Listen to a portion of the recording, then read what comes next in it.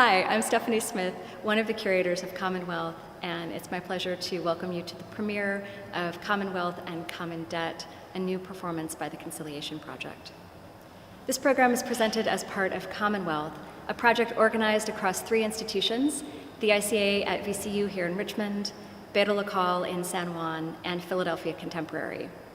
Our project considers the historical concept of Commonwealth and its legacy in each of the 3 locations. We asked whether it's possible to unleash the collective power of that term while also recognizing its connections to exploitation and colonialism. We also commissioned new work, including this performance, the work that you see around me in this indoor-outdoor exhibition here at the ICA, and public projects in Philadelphia. In each location, we established methods to connect with our community. This performance grew out of that process through the participation of 2 leaders of the Conciliation Project, VCUarts Theater professor Dr. Tawnya Pettiford-Wates and drummer, educator, and activist Dr. Bhagat. To develop the piece, TCP used their standard methodology of interviewing people and then collaboratively building a script out of that process, resulting in a work that addresses deep histories as well as the upheavals of 2020. It was initially planned as a live performance, but due to COVID-19, this work had to pivot, and so we filmed instead in the ICA's auditorium and on location around Richmond, and then that was edited into the work that you're about to see. It wasn't what any of us had planned, but the team has been incredibly creative in response and that's resulted in a really powerful work that speaks to our times. The film runs about 50 minutes, and one practical note, we will be going into a live talkback session, a kind of Q&A with Dr. T and Ram following the broadcast. So please stay around for that, and if you have questions, feel free to drop them in the chat. So thanks so much, and enjoy the performance.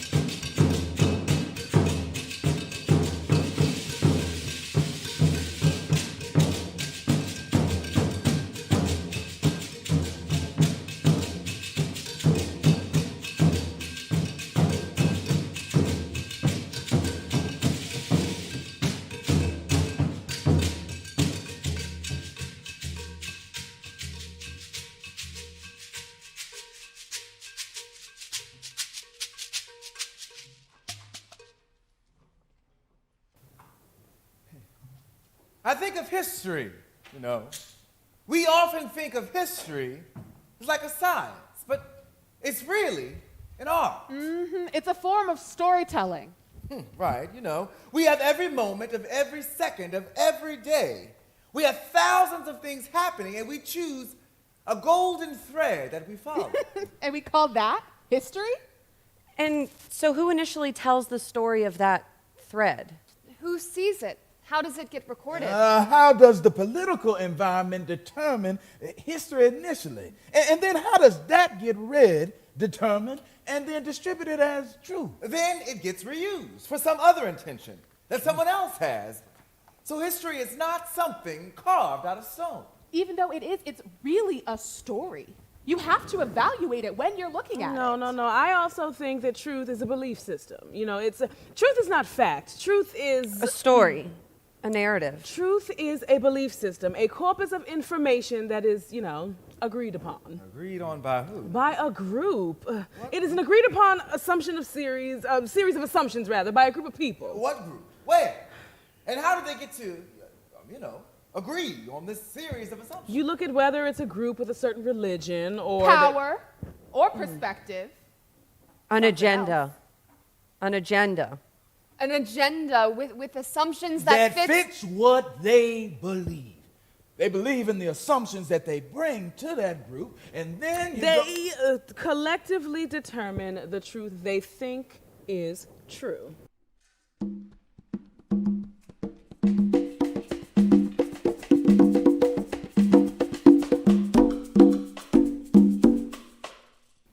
What does the Commonwealth mean to you? Huh? You mean the idea of... the first thing that comes to mind for me are people. And when you think about wealth, or what comes to mind for wealth is equity. The people. There are people in equity. That's what comes to mind for me when I think Commonwealth. Oh, yeah. Oh. When I think of Commonwealth in general, I don't really think of anything. I don't think of anything. At least in terms of what it implies. The idea of Commonwealth would sound like it implies what it suggests in terms of some sense of, the government or the state just looking out for the well-being or the common good of the people. But a Commonwealth state? No.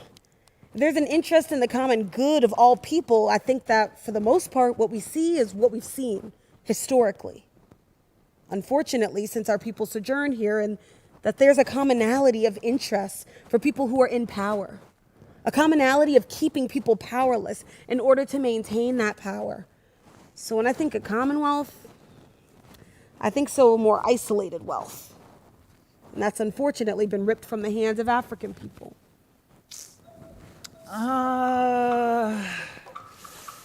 To be a Commonwealth, I think of community. I think like a community. Community support is what Commonwealth means. Oof. I think first and foremost, it's common. So there's a sense of equity. I think Commonwealth, that power is given to the people. So there's a sense of common understanding and common and mutual benefit that we strive for. No. And then wealth at the end of it, like there's equality and how we divide our Commonwealth. So we were willing to share with one another, what we have so that our community is able to strive and thrive in the Commonwealth, and everything is contributed, and the community, they uplift in the community. It's kind of like a cycle where everyone contributes to make or to improve the wealth of the community. A Commonwealth means that the supplies are shared and the means are shared. Working for the wealth of the community. You know what I mean? Really. Common wealth. So, I guess, yeah, in my mind, it's more of like a communitarian idea. I think there's this historical meaning of a place where natural resources are available to be shared by all, and I think that's what it should be. And that we've strayed very far from that idea as we've learned to capitalize off of natural resources. Now, that's very interesting, when we look at the Commonwealth of Virginia. Now, I look at things from a historical perspective, and I also study, human behaviors. I'm a social worker, and I'm also a shrine worker, a priest in the Akan tradition of Ghana, West Africa. So, Commonwealth doesn't really mean too much to me because I guess looking at the word common and wealth, you have to take a look at the wealth in Virginia and how it was amassed. And it was amassed off of the European settlers coming in here, displacing, murdering the indigenous inhabitants, and then bringing Africans here from Nigeria and Ghana and everywhere else to work the tobacco fields, the cotton fields, and to do the manual labor. So that's where Virginia got its wealth from. The Commonwealth state set the foundation for the slaveocracy system, not just here in North America, but in the Caribbean and Central and South America as well, okay? Now, the founding fathers, we hear Thomas Jefferson and all the people were slave owners and benefited off of the forced labor and the brutalization of Africans who were brought here and sold right there at Manchester slave market. On a 3-month voyage, lying in their own piss, their own shit, their own vomit, their own dead bodies. So that's what the Commonwealth means to me. It's just a state of disorder, confusion, and rampant oppression.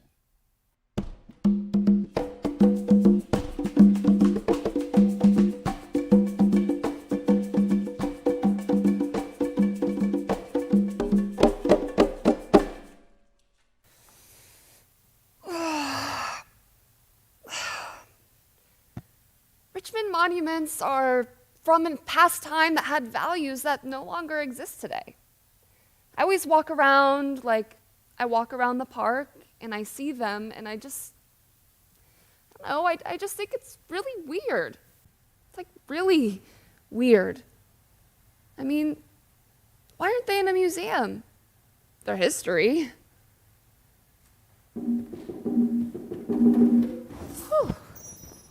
There's this whole argument about how, it's history. But long story short, we can learn about something without building something that glorifies somebody who did something really bad. You know what I mean? Anyway, so yeah, there are these statues built of racist people that were put up during the Jim Crow era. Most of them.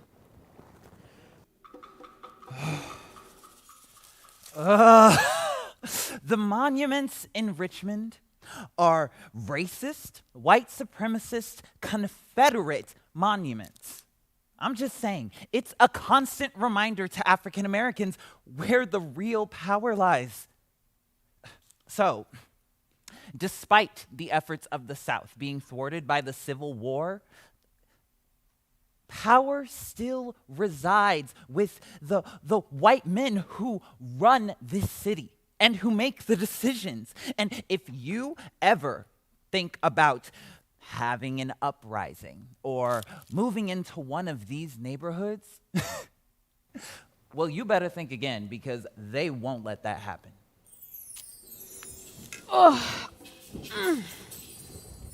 By having them in public? You're just putting them in a place where you're trying to glorify them. But if we as a people, and especially Richmond, don't glorify them, why they up? It's but we have monuments for we've had lots of other things. I think the monuments can serve a purpose. A lot of people said, they're just useless statues. They're rocks, throw them away. And I think for some that's true. I don't think we need Confederate generals in our streets. I don't think our city needs that. I don't think our culture needs that. I think monuments can provide a reminder, though. Whether they're Confederate monuments or monuments of people like Maggie Walker or Arthur Ashe, they can provide a reminder for what we can strive to be. I think we could definitely do a better job at creating monuments that glorify actual heroes instead of being used as an intimidation tactic, which is what they were originally put there for. Whew, yeah. Artists in Richmond are doing a really good job of like creating new monuments that aren't about white supremacy or racism. Yeah, I never understood the whole reasoning, behind that. I mean, of course we know it's Richmond and the whole. I mean, look at Hollywood Cemetery. They have all the Confederate soldiers and statues, and I mean, we're in the South, and they love that stuff. They love that stuff. And it's like, so they choose Arthur Ashe, right? I guess because he's from Richmond. And you have Maggie Walker, they got that little spot for her over there, and Bilbo Jangles Robinson, and he's got his little space, and so if you're coming to the city, it's like, okay, if you go on a tour, and they're talking about, if you somebody wanted to see the city and go see Maggie Walker, you have to know somebody from the city to go see Maggie Walker, or maybe not. I mean, they put her over there on Broad, but how come she didn't make Monument Avenue? I mean, like, who makes the decisions for stuff like that? And why are we giving praise to these killers? And why did it take so long for Martin Luther King to get his own holiday? That's another thing. When I first moved down here, it was Lee Jackson King Day. What? What? You mean you put him up here with all of these white...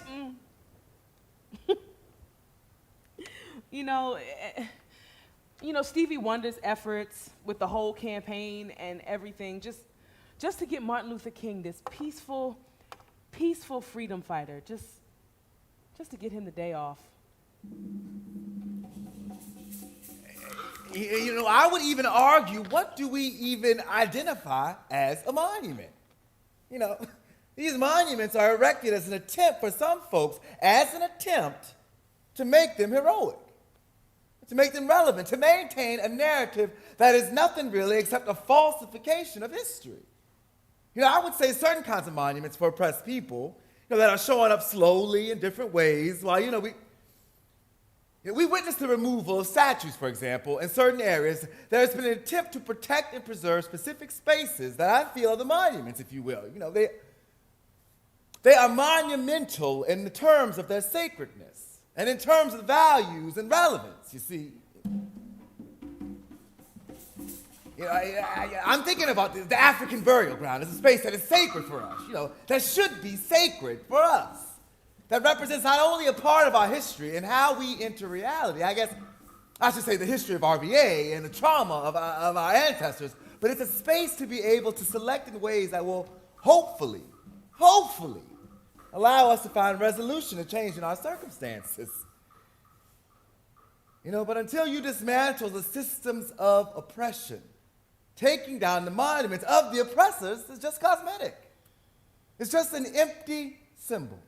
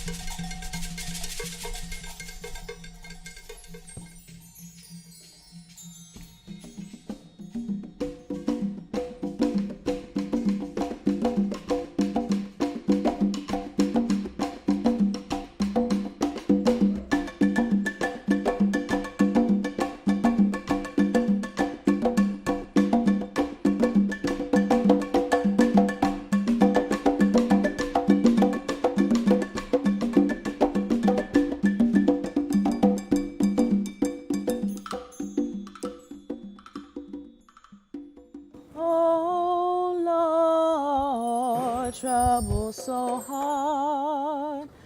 Oh Lord, trouble so hard. Don't nobody know my troubles but God. Don't nobody know my troubles but God.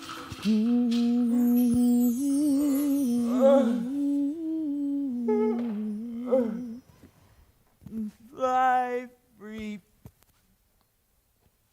Wait. What? Hello? Is somebody here? Hello? You know, you should definitely be spending some more time with your ancestors. Okay. Spend time with my ancestors.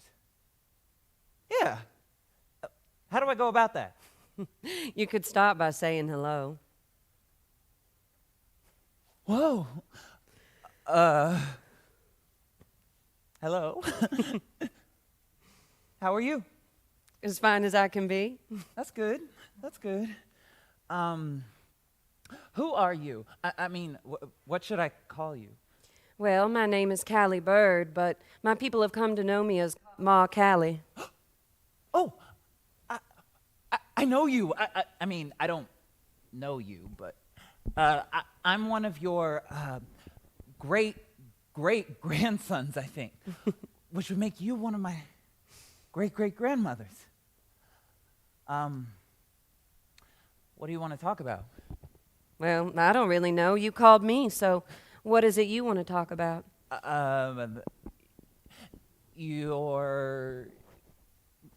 Your name, Callie Bird. That's pretty. Let's talk about your name.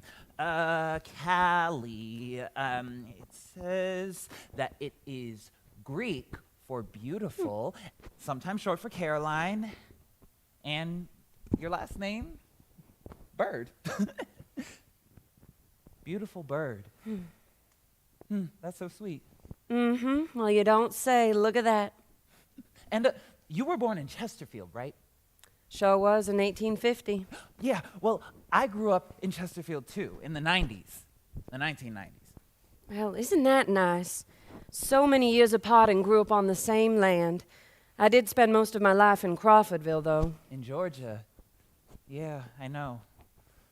Most of our family's still down there. Is that right? Yeah. When did you move to Georgia? Well, I wouldn't say moved. Right. Bought and sold from right around here, if I'm correct.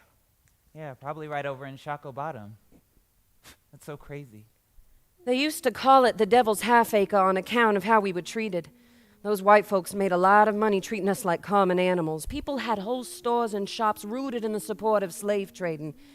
I was still pretty young when the man who bought me took me from here down to Georgia. Got married down there to your great-great-grandpa. He'd bought himself out of bondage, so that made me free, too. Wow. Mm-hmm.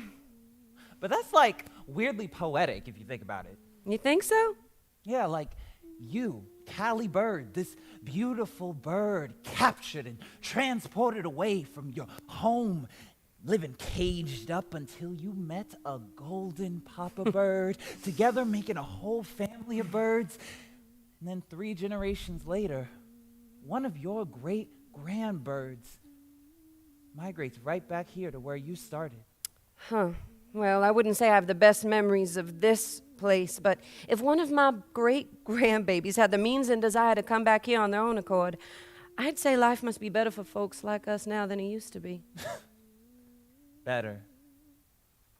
Well, I mean, we come a long way, but the struggle is still there. I mean, the things that y'all had to deal with, we still feel it in a lot of ways. Black people are still being locked up by a system where justice is arbitrary, unfair, and unequal.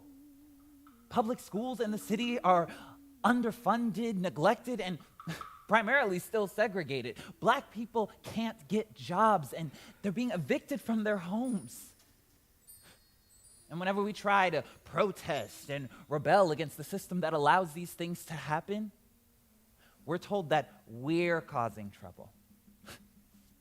We're told to be patient. These things take time. Oh, and the worst is that black people continue to be shot, brutalized, and killed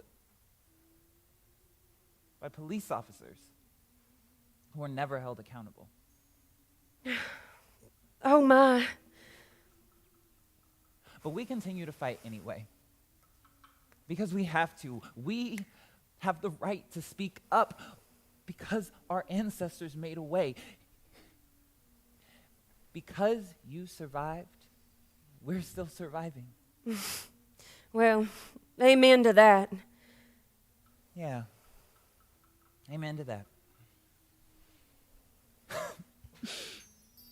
You know, I've never spent time with one of my ancestors. Well, that's not entirely true. It may be our first conversation, but we've spent time together before. When? In passing, when you sing and dance and when you laugh with your friends and when you want to break down and weep, I'm always there singing and dancing and laughing and crying with you. We've always been in this together, so we're not really strangers. I never thought of it like that. I mean, I may not have met you, but it's not like I don't know you. I do know you. You're the part of me that wants to be free to fly. That's good. I like that. And flying free is something that everyone deserves to do. And someone before them had to break out of a cage so that they could be free. Thank you. You know how you can thank me. Help break the cage for someone else.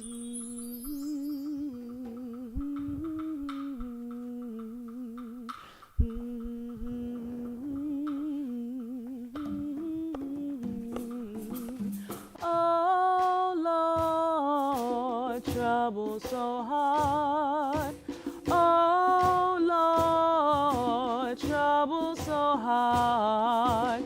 Don't nobody know my troubles but God. Don't nobody know my troubles but God. What do we want? Justice! When do we want it? Now! What do we want? Justice! When do we want it? Now! If we don't get it, shut it down! If we don't get it, shut it down! If we don't get it, shut it down! I said if we don't get it, shut it down! No justice! No peace! Fuck these racist ass! Police! No justice! No peace! Fuck these racist ass! Police! No justice! No peace! Fuck these racist ass! Police! No justice! No peace! Fuck these racist ass! Police! Huh? Me? Oh yeah, I'm ashamed of these monuments. I'm ashamed. I'm ashamed that I'm in the Confederate Capitol. I'm ashamed that Shockoe Bottom doesn't even have a monument down there. You know, like showing where the slave auction was. It's like slavery never even existed. You know, like nothing even went on here. And then the fact that Lumpkin's jail, like they don't even acknowledge it. It's just. Like if anywhere else, if someone brings you proof that there are bones, that there are actual bones in the area, it's like, boom, you can't build, you have to dig, you have to investigate, you know, but not Richmond. They built a parking lot, right? It's like the politics is just so crazy, and I can't even believe they get away with it, but I mean, we're starting to see a lot of people getting away with a lot of things, you know? But yeah, I'm ashamed of that part, yeah. Whew. Yeah, I'm from Richmond. I went to Virginia Union for undergrad. I started learning more about that at Union. Then once I left out, now I'm completely immersed. So the history, this unique history of Richmond and Virginia in particular, is the pain and suffering. this intergenerational wound of enslavement that's compromised the mental, physical, and spiritual health of people of African descent here, as well as the indigenous population.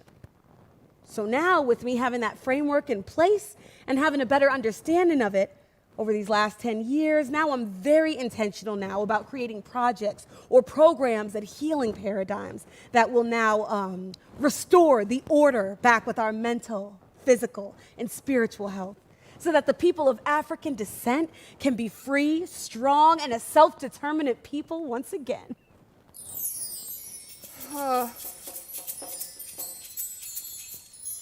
Just that our people, our city has these deep wounds, and they won't be solved by any politician. It's not until we find commonality with one another. It's not until we are willing to look back on our collective, that word common again, on our collective history, that we can move forward towards our common future and actually experience the wealth that we should all have access to. There's this ancient Swahili word called Sankofa. And Sankofa means that you have to look back in order to move forward. And it's symbolized by a Sankofa bird that's looking back over its shoulder as it's moving forward. You have to reconcile your history in your past. And even though I wasn't alive, then I have to recognize how I participate. And I benefit from systems that have been designed by my ancestors. Like, I have to come to terms with the fact that my great uncle was a white supremacist and he led Ku Klux Klan Bible studies in the north side of Richmond.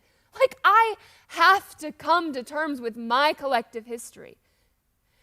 And I have to be willing to share my collective history so that I might be a catalyst of healing for my neighbors and in my neighborhood.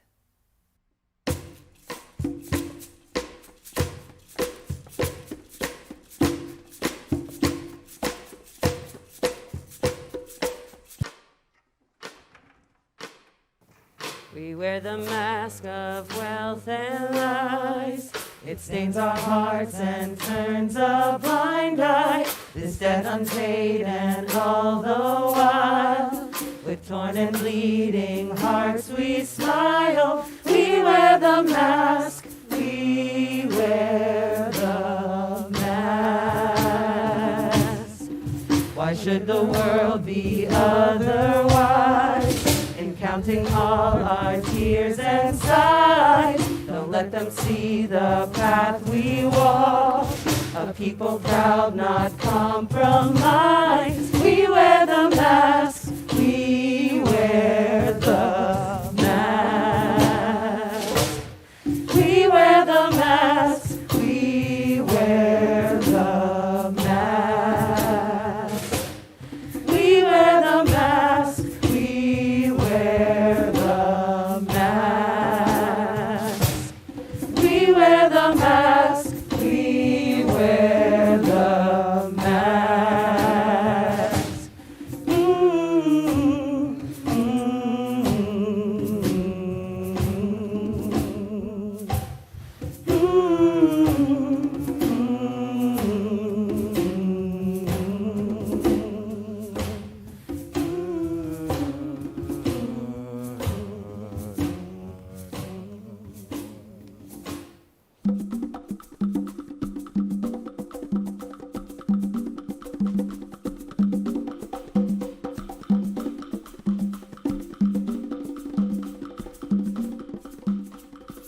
The hare was so hungry and in need of a little fare.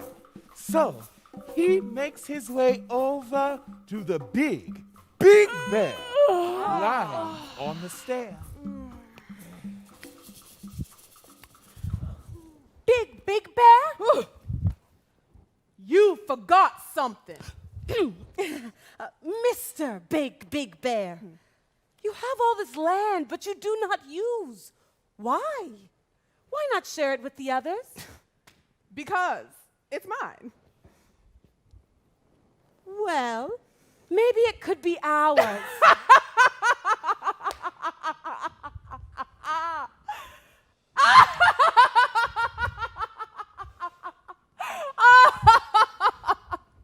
I am entitled to all this land. It's been passed down from one big bear to the next for generations. why? Because. Because. Because. Well, here's an offer that you certainly can't refuse. I have a proposition that is sure to amuse. If you must.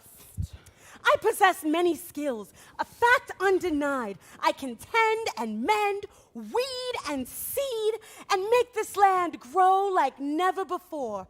I'll work the land, make it grow, so you won't have to want for a thing at all. All I ask is that we split whatever the earth might bring.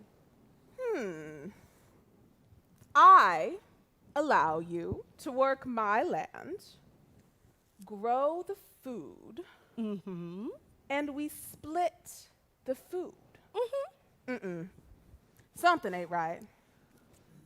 I know I should get to pick my half first, since I know the land the best. Then you can have the rest. Oh, very well, Big. Mr. Big Bear, do you want the tops or the bottoms? Tops, of course. What a fool. Why would you want something you cannot see? Very well. The hare worked the ground with his community, planted, watered, seeded, and harvested radishes, carrots, and beets. Move on, move on, move on down the road. Move on, move on, move on down the road. The sun is shining on my face, you better move on down the road. The sun show is gonna light my way, you better move on down the road. Everybody say, move on, move on, move on down the road. Move on, move on, move on down the road. And as the big bear requested, he received the top half while the hare took the bottom of the vegetables. Needless to say, the big bear was none too pleased.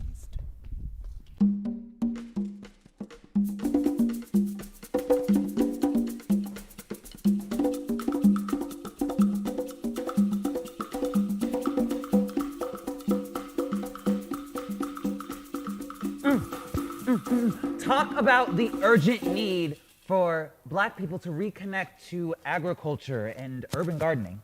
Yeah, so, Black people, we are people of this land, first off. We built this country, and there, in a lot of ways, from my experience, when I talk to Black elders, I hear a lot of folks not wanting to even work the land.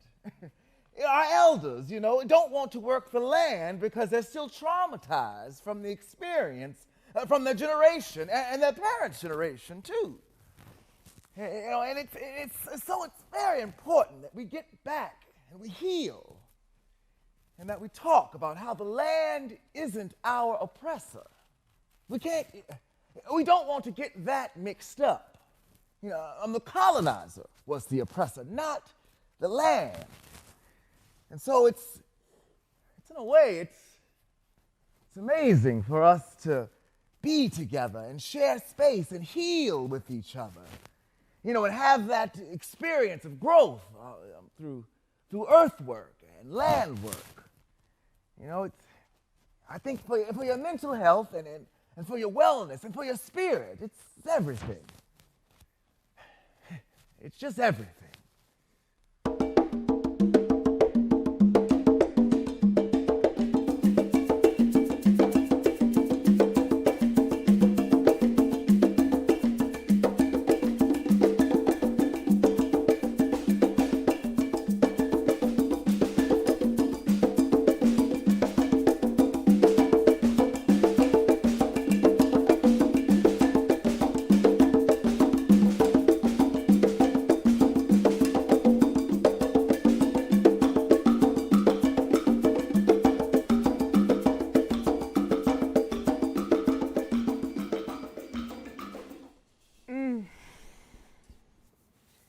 When I heard about the George Floyd murder, I was upset. Not any more upset than any of the other times things like this had happened at first, but then it snowballed. I kept seeing footage pop up on news outlets, on social media, and all the while I just felt terrified. I felt alone. I felt anger, rage, hopelessness. I sat on my bedroom floor and wept and broke down and wondered, when will this end? When can we stop fighting and screaming and trying to get them to do right by us?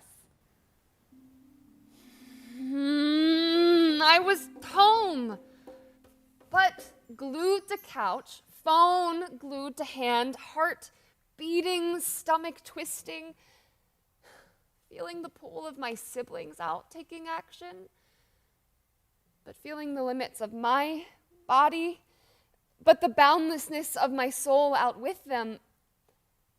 I ached for my heart, hurt and their hurt. I feared for them, and I hoped for them. I was home.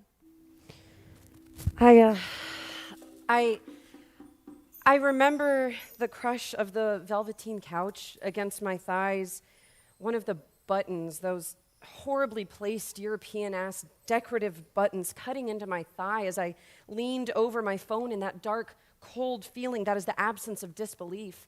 I remember wanting a trigger warning.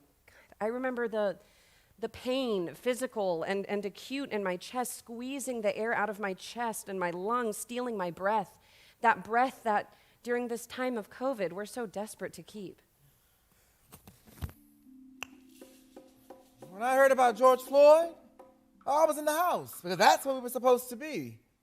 By this time, I was clamoring for any bit of joy that I could find. My hair was stressed, skin breaking out, and this pandemic seemed endless. Still does. News about Ahmaud Arbery was still permeating the air and my timelines. Breonna Taylor, her too. Damn, shit's exhausting. However, this wasn't anything new. Been this way for a while, it never seems to end. But then there was George. They tell me things come in threes, beginning, middle, and end. All I know was that was when the volcano erupted. When I heard. When I heard, I remember the fridge. Another popsicle, a pickle, quarantine and packed on the pounds. And then boom! There it was. Another hashtag. It's like, not again. Ooh, I need to remind him I like that other kind of Ben and Jerry's. Anyway, Minneapolis, right? What was he doing there? And then you knelt on his neck for 8 minutes and 46 seconds? But wait, there he is. The white as can be. And here we go again.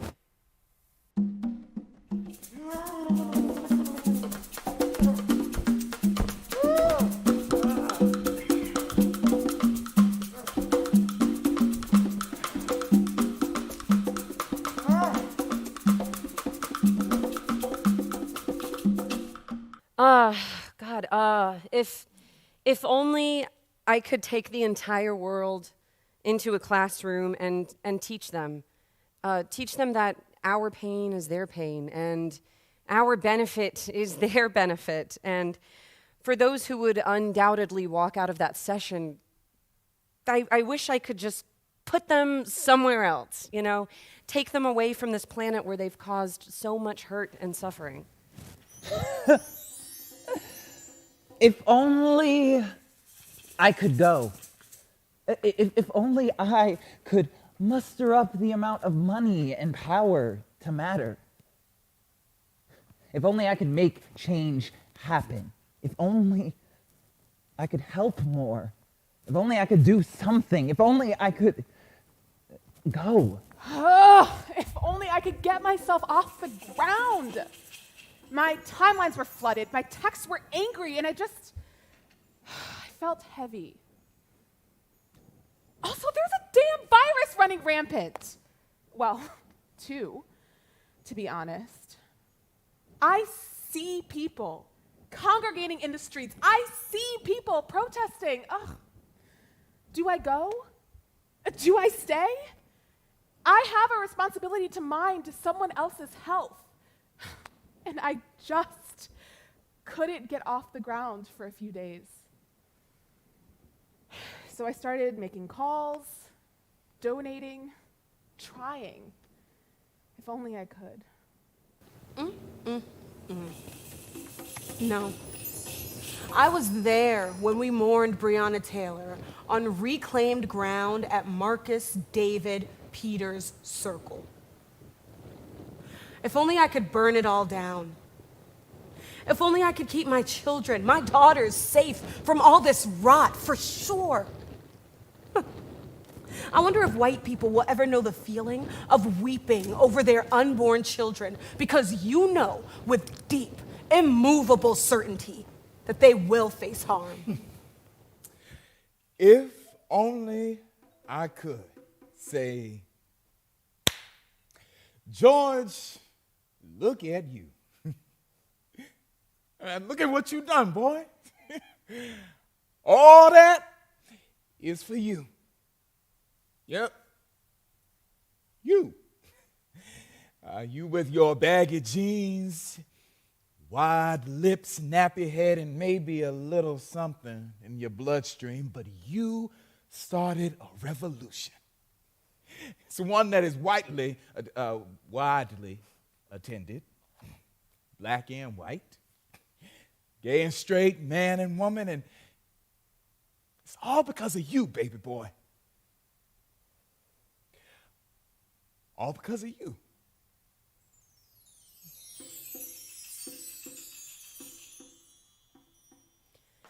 We wear the mask of wealth and lies. It stains our hearts and turns a blind eye. This debt unpaid, and all the while, with torn and bleeding hearts we smile. We wear the mask. We wear the mask.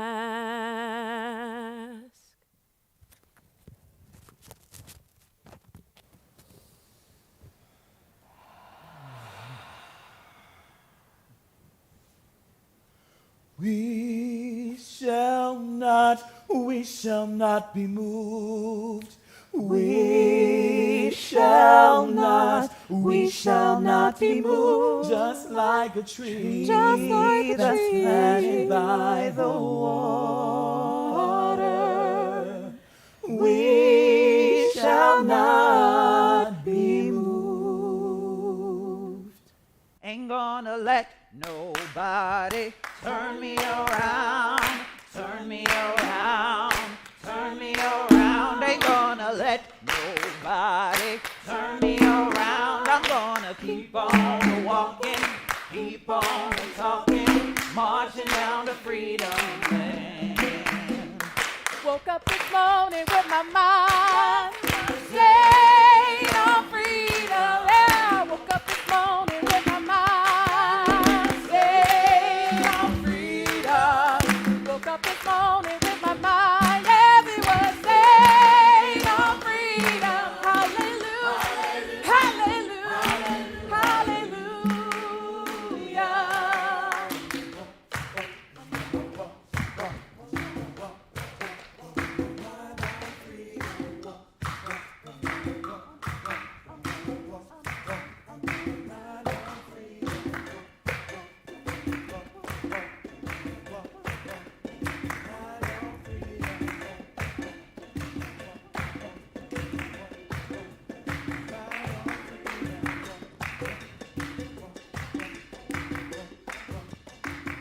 If only I could fight the way my ancestors fought, not always physically, but in their work.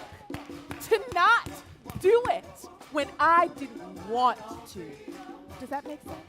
I mean, they had to take it even when they didn't want to. But there were always ways. They could stop a harvest or break some china, and it may have cost them something. But it was still a fight. And if I could, I would. But shit, I don't know what I'd do.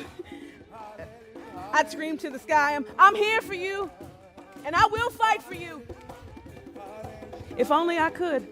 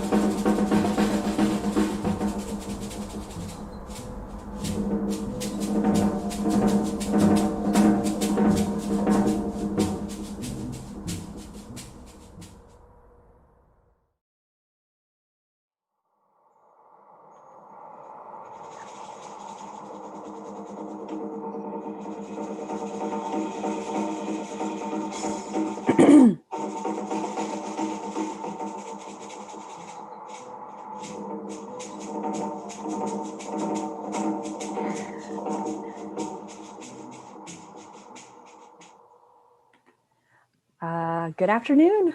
Hello, everyone. Ashe. Wow. I feel like we need a beat. That was absolutely incredible. That's the first time that I've seen it all the way through. Thank you so much, Dr. T and Dr. B. Thank you so much for everyone that's joining us this afternoon and watching Commonwealth and Common Debt. Good afternoon. Good afternoon. Hello, everyone. Ashe. Wow. I feel like we need a beat. I think if we mute the YouTube page, that'll help with the feedback. I've seen it all the way through. Thank you so much. If you have it up. Dr. B. Thank you so much for everyone that's joining us this afternoon. So this piece was designed to be a multimedia journey and interrogation into how we as a community, how we acknowledge, define, and contextualize living in the Commonwealth of Virginia, and how being a Commonwealth impacts our communities, our lives, and our psyches. I would love to introduce Dr. Tawnya Pettiford-Wates from the Conciliation Project in Richmond, which is a nonprofit social justice theater company, and Dr. Bhagat, Drums No Guns, also the Conciliation Project. Drums No Guns is a nonprofit community-based educational arts and entertaining organization. And my name is Elise Jolly. I've been part of the Conciliation Project in many capacities since 2009, and I was a project manager for Commonwealth and Common Debt. So we have the chat box and I'm going to be moderating. So please use the chat box, ask any questions that you have for Dr. T and Dr. B, and we'll make sure to answer them all as we get a chance to. So I see people are using it. That's great. But yeah, I want to just kind of start off saying that this started off as a community discussion about 15 months ago. And it started off with the question of what does the Commonwealth mean to me?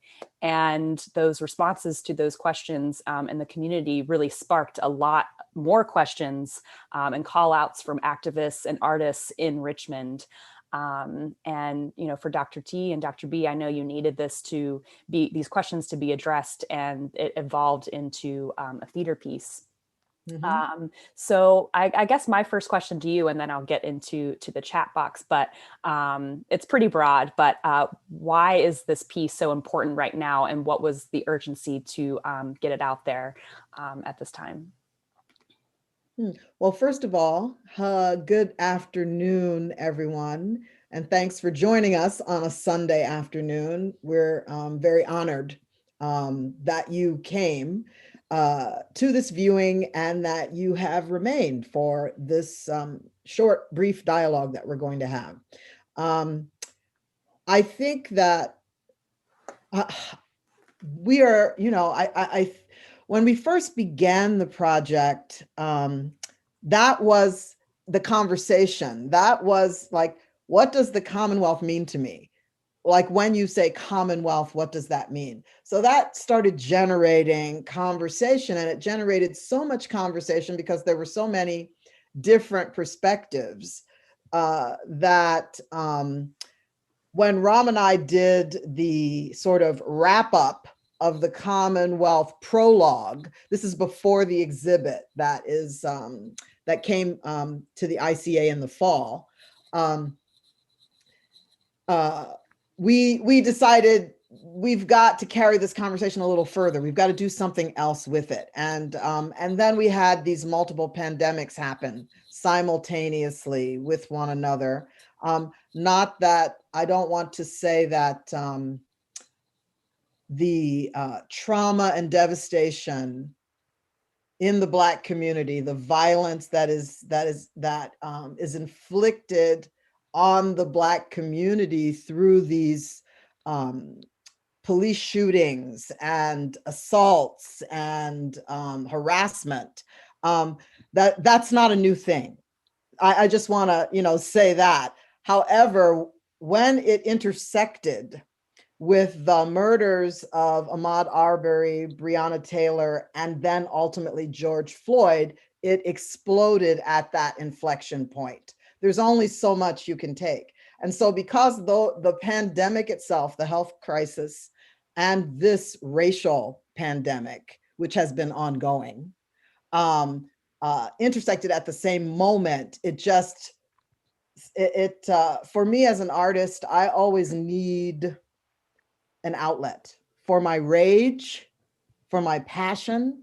I am a creator, and that's what I do with it. And so, I mean, that's, in a nutshell, why now and why this project? I just want to build on that, Dr. T, because there's a quote that James Baldwin is well known for that summarizes, for me, why it was so urgent to do now. And that quote is, "The purpose of art is to lay bare the questions that have been hidden by the answer." It's James Baldwin. And there were so many questions that were generated by this project that I feel like we were working along with the spirit of James Baldwin, as well as the ancestors who were brought here in chains and were, I don't know if guided is the right word, but who were marched into the city in the dark of night to fulfill this manifest destiny of the Commonwealth. This is ground zero for chattel slavery. This is ground zero for the birth of a nation, so to speak. This is ground zero for massive resistance. This is ground zero for so many things that have set the stage for what we're seeing in our country right now. So a lot of the answers that were being proposed are the same answers that have never worked before. So I agree with you that using art is a tool and a weapon to interpret and examine what's going on in society, to help filter, to help dissect, and to help to describe what the feeling is inside, that the only way to get out is through art. Ashe. Yeah. Thank you. There was a question in the chat that I think is a wonderful question. It's from Joshua. It says, "What was a Sanko Fa moment in your rehearsal process?" A That's Sanko a Fa question. moment. Were you going to say something? I mean, I think it's captured on film too, right? A Sankofa moment was, it was so deep, going to the African burial ground and recording that scene in the tunnel underneath the highway, right where Gabriel Prosser was executed, and just the energy in that space. That was a Sankofa moment. There was also this person, I don't know if it was edited out or not, but there was this person walking in the background with the umbrella, And to me, that symbolized a legba, or that symbolized the crossroads. Like it was totally unintentional. And I remember you saying, T, or someone else saying, there's this guy who was like walking in the background. And I was like, well, you know, that's Providence. And then looking at one of the maybe cuts before this one, it was like we saw him twice. And then to see Monte dancing in the tunnel, and then how we synchronized that with him dancing at the ICA. I just think that that was like, I mean, it says so much that wasn't even like literally stated, but I think that's a Sankofa moment because it connects with our cultural, not really remnants, but the cultural continuity. Cultural continuity. So that was a Sankofa moment for me. Yeah, I think for me, a Sankofa moment is the reflections on Monument Avenue. Because I remember when I first came to Richmond, that avenue took my breath away, literally. It was an unbelievable sight to see. And it's really interesting how you acclimate to that. Like at first, you know, I would have to go down that avenue to get to work because of where I parked for work. And then I tried to avoid it, you know, and then, you know, you start to just like time is of the essence, and, you know, and so you, but to revisit that avenue now is a whole different experience for me. And I've lived in Richmond now for going on 17 years. And that for me was a Sankofa moment because of what I wanted to do to those monuments when I first got here. And then the movement, you know, the activists and the youth artistically redesigned that whole avenue. Totally. And so, yeah. And revisiting that through the piece with the voices of various community members was very transformative for me. I feel like this next question from Vanessa really kind of goes into what, you know, you two were both saying with the Sankofa moment, and also just kind of bringing into light that this was a 15-month process and how much has happened just in the last 15 months, as we talked about.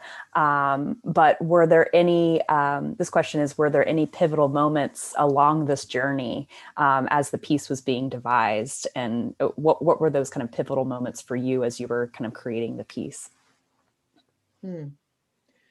There's a lot pivotal moments because, you know, because the way we envisioned the piece to begin with was prior to both of these inflection, you know, these incredible transformative moments with the COVID pandemic and this racial reckoning in the country. Those were not on the landscape when we began. So, you know, yes, it spanned a 15-month period, but there was a period of time when we were just frozen. Are we going to continue or are we not going to continue? You know, and then the pivot of, yes, we should continue. And yes, we need to revise what we thought we were going to be doing because we cannot continue in the same vein that we were in. A whole lot of stuff has happened, and we as artists cannot unsee what we've seen. We cannot unhear what we've heard. And so we had to respond. We had to respond to that. So the actual devising process was very short compared to the 15-month period of planning and then replanning and then revising. And then, you know, are we going to do this or are we not going to do this? That whole thing. Yeah. Yeah. And there were some seeds planted too prior to us really starting the project. Like there was 2019, the 400-year commemoration Yes, Oh, right. Yeah. yes, yes. forcibly brought to the shores of Virginia, and we had um, a summit, a global summit in August that was, I think, significant in terms of the energy that was invoked and the seeds that were planted. And then in the fall, we started a conversation about urban trauma, the legacy of racism. We started that conversation with educators and community members. And then I know we talked about going into 2020 with this sense of clear vision and what Yes. the decade, what the 20s were going to represent. Um, we started another conversation about race and restorative justice. And that was right on the precipice of when COVID shutdown started. We had that conversation on March 12th, March 13th. The word was put out that starting on March 16th, schools would be closed. We were going to go into the shutdown. We didn't know how long it was going to be. There were even conversations about the upcoming election and how Donald Trump was going to lose this election. And after the election, he was going to be facing all type of, legal battles and stuff like that. So all of this was in the mix. And then we were like locked down, and it was, so how are we going to proceed? Should we proceed? And then we hit a crossroads again where it was like, yes, we need to do this because of the COVID-19 and the health disparities. Like in Richmond, at one point, 100% of all of the deaths due to COVID were in the African American community. And so we started getting questions from our colleagues around the country, like what's going on in Richmond, which it was just a revelation of what has been going on in Richmond, right? Mhm. And then I think it was May 26th, 2000, it might not be May 26th, but it was the Monday after Memorial Day, the 8-minute and 46-second video of George Floyd's murder, which compounded what happened, like T said, with Breonna Taylor, Ahmaud Arbery, and just so many other names that we constantly say. But when we say them, it seems like they're not being heard in some corner. Marcus David Peters. Marcus, yes, and all that was going on. And then I think our conversation started to shift to like, it was almost like we had to do something to, it was, Let go, yeah, to to let go. decompress, Like, Yes. we being compelled to do it. And so we revisited the conversation with our colleagues at ICA, and we devised a new approach, a new model, a new method. But it was like rapid fire. Like, how are we going to do all this in like a short period of time? And I think the support that we got from your applied theater class, from the community members, from ICA, from the artists that participated with us in the project, from everybody who supported it, and then the inspiration from Commonwealth of Pennsylvania, Commonwealth of Puerto Rico, and just so much to acknowledge in Richmond, and just here propelled us to, so many pivotal moments. Right. Mhm. And that kind of leads me into, because there's a couple of questions here about just kind of going into behind the scenes, people who know TCP work or don't. There's a lot of historic research that goes into our pieces, a lot of research into the community, and that was no different for this project.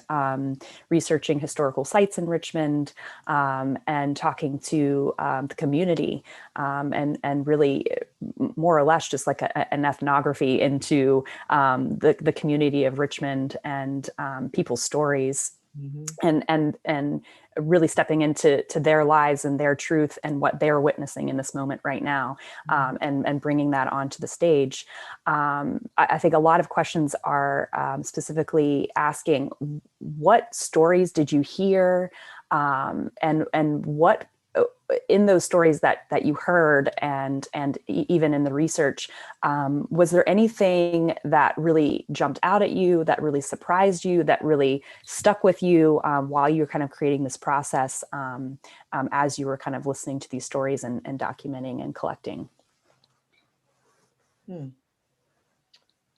One of the things that jumped out to me the most, I can say, my applied theater class did a lot of interviewing of people in the community, and the class is predominantly white. The class is white, with the exception, of one person who is of Filipino descent, but they are white presenting.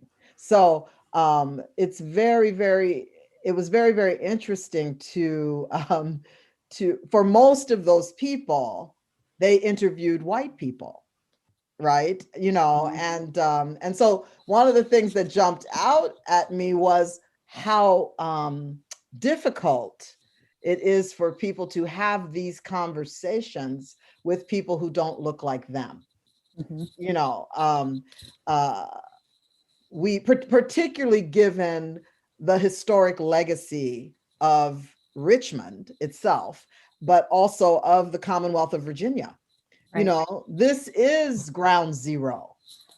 This is birth of a nation. This is where the slaveocracy system was I want to say canonized. It was like, it was embedded in the American cultural continuum. And it is something that we are continuing to deal with to this day. So that's what jumped out at me, the difference in perspectives.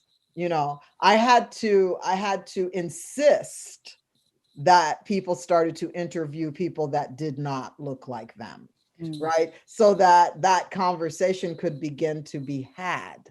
And so it was very interesting that that then with the company, with the actors, they tended to interview folks that look like them. And so the stories then began to be revealed, and the perspectives began to be revealed in some different ways. I mean, we had so many stories we could not include, right? I mean, these are excerpts from people's stories and people's interviews, and there's so many that we couldn't use because we were on a time, we had to only couldn't go above 45 minutes. So, I mean, I would like to continue perhaps to look at some of those stories and sort of allow the piece to have some evolution. I don't know if that's going to happen. We would need to get a grant for that to happen. But, yeah. So that's my aha moment per se. Yeah. So I had two aha moments, probably among many more, but two that really stand out for me. And so the first aha moment is similar to what T said about the different perspectives based on who the interviewee was. And to elaborate on that a little more, when the interviewee was a person of African descent, I felt like they connected with the experiences like it was happening in their family. Like it wasn't, this is happening over there. Like they felt it when George Floyd died. Like, not to say other people didn't feel it, but they felt it to the extent that, and this is even brought out in some of the narratives from the actors, they felt it like it happened to somebody in their family, and they were like in their room crying, or they were in their car crying, or the impact was, it was visceral. And you could tell, like it was visceral. It reminds me of, when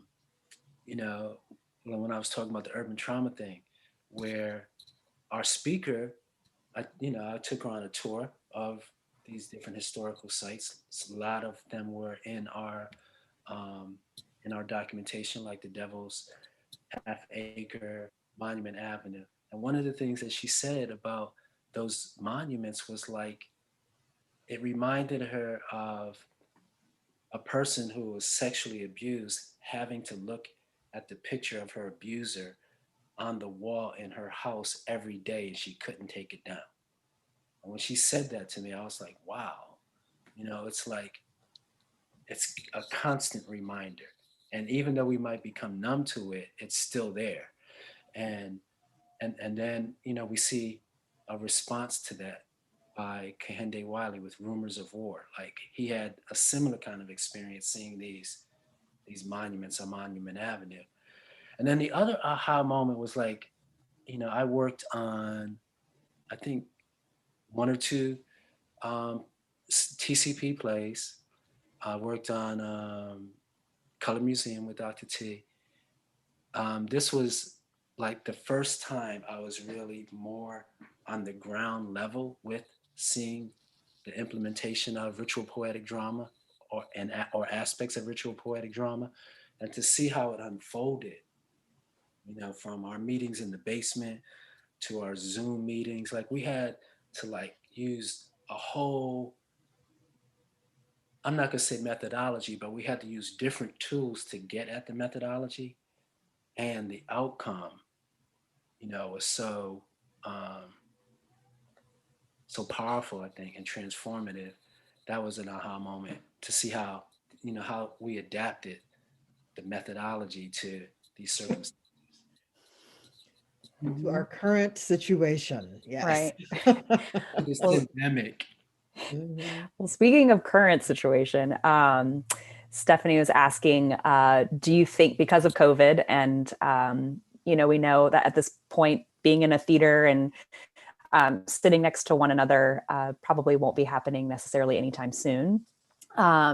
Stephanie asks, do you think you'll continue to incorporate film into TCP's practice?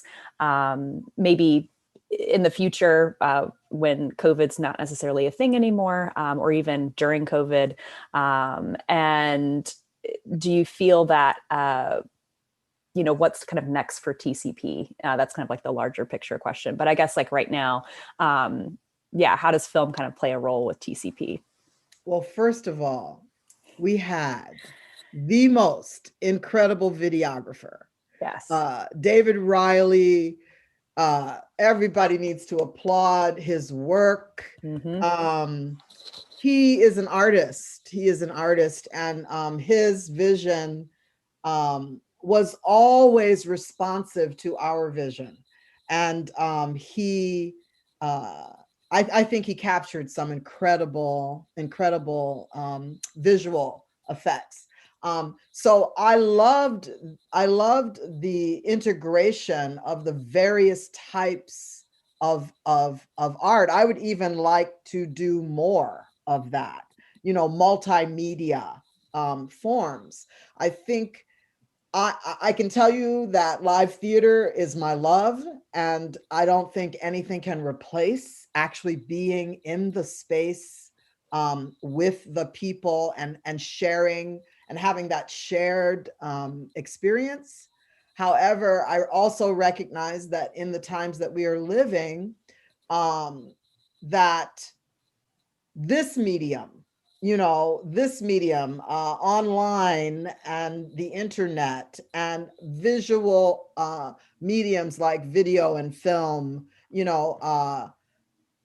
can transport us to other places and include other people in the audience, and even in the discussion.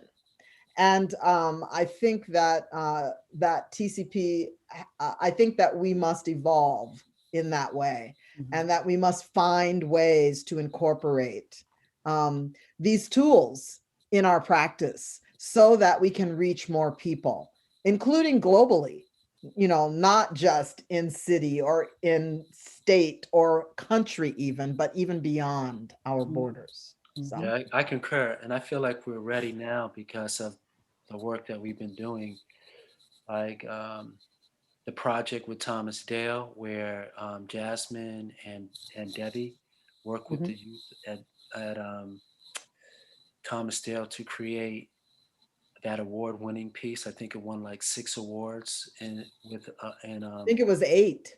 8 awards. Yeah. Was that the VTA? Yes, the Virginia Theater Association. So it was So Thomas Dale High School yeah, I that think TCP partnered with. yeah, I think we've shown that we were able to do something very complex in the Zoom context. Also, we recently collaborated with Mending Walls Project, where I think 14 or 15 of our facilitators helped to foster a very deep and meaningful conversation around the Mending Walls Project, the murals that have been going up around the city in response to the racial reckoning. That project that was envisioned by Hamilton Glass and supported by different foundations around the city. And yeah, so, and I think we were doing it before because it was always like multimedia within our productions. But now I feel like the scope is even bigger, wider, more widespread, and that even the racism 101 workshops that we've been doing for different organizations. So I think we've arrived. We have the expertise, the knowledge, and the skills, and then the Commonwealth and the Common Debt also shows. And I'm not saying I would want to do it again, but it shows how rapidly we can synthesize a artistic response to racial and social injustice. Yeah. Yeah, there's a bunch of people in the chat saying, this is why I could join you from Boston or Seattle or LA, all over the country and all over the world. And yeah, Janie said, this is the time for this gift to be shared with the world. So It is. yeah. So I guess in closing, what's next for TCP? What's happening? What is happening? What can people expect? Well, one thing that's happening is that we are in the process of merging with a theater company here in Richmond called the Theater Lab. And we are going to combine our strengths and our artistic vision together and become one company. And so that's what we've been working on, and we're hoping to launch probably in late spring, in 2021, and then go about the business of creating work together, of raising funds, and of creating work that is not only impactful here in the Richmond RVA region, but also throughout the country and even on a global scale. So that's what's next for the Conciliation Project, working with our partners and friends at the Theater Lab to incorporate our mission and vision together. And ultimately, we want to build an institute, where folks, so not only the artistic side, but also the training side. How do you do this? How do you respond to social and racial injustice in a creative and artistic way that can teach people the skills to not only survive, but to thrive, and to work as healing instruments in their own communities. I would just add that what Dr. T is describing, for me, it sounds like catalyzing a cultural renaissance. It sounds like reflecting in the spirit of Sankofa on what happened during the pandemic or after the pandemic in 1918 when the Harlem Renaissance emerged in the ashes. So what she's saying sounds like catalyzing a cultural renaissance throughout the diaspora. That's what it sounds like to me, a cultural renaissance. It also sounds like part of the vision that I'm really seeing in our collaboration with Theater Lab is a space where drums and spoken word and movement can be live and loud, live and loud. So at some point, we'll reconnect face to face in person to feel the healing power of the drums and to be able to, integrate our experiences through movement and to express ourselves through spoken word. And the last thing I see for TCP, not last, but another thing I see for TCP is Dr. T and Dr. B finishing up this book that we've been talking about, working on for a while. Yes. Those are three big things I see. Yeah, we got to stop talking and do. Yes, let's have a doing, not a meeting. Well, you two are both very busy doing a lot. So yeah, I love this. Another comment. Yep, we're in a moment of great possibility, but we have to make it happen. Seize the moment. Yes. Ashe. So, Ashe, yes. So I just want to say thank you so much to everyone who used the chat and asked all these wonderful questions. I also want to thank the ICA and want to thank TCP, Dr. T, Dr. B. You're incredible artists, activists. You are my personal hero and mentor and friend. I love you both. Thank you so much for sharing your heart and your wisdom and your just incredible gifts in this world. This was an amazing, amazing piece, and I'm so glad that it's in the world. And just for everyone that's watching, this link is going to be live for one more week. So you can just come back to this link and you can watch it again, and you can watch the talk back, and please share it wide with your friends and your family. And again, just thank you to everyone for being a part of this project. We thank you so much. Thank you all. We would be remiss if we didn't thank you. Thank Elise. All together. She was the program manager, y'all. For real. and thank you to Stephanie Smith too for her visit. Yeah, yes. And all the tech team at the ICA. Yes. All right. Y'all have a great day, you guys. A lovely day. Thank you. Namaste. Bye.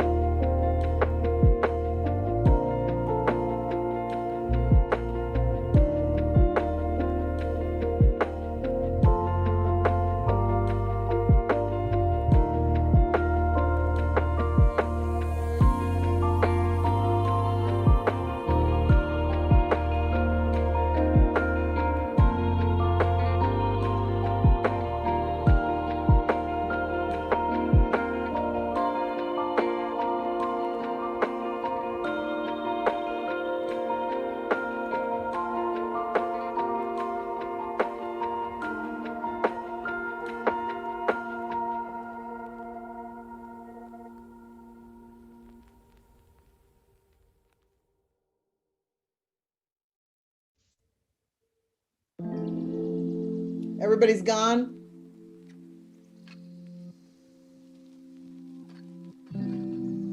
Okay. I'll go too.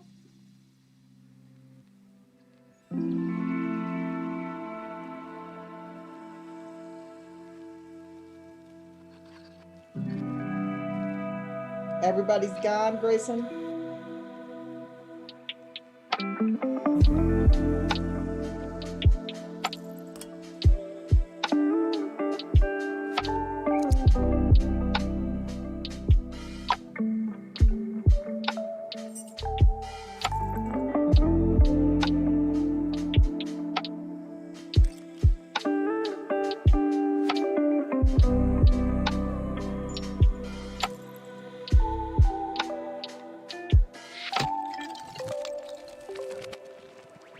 Thank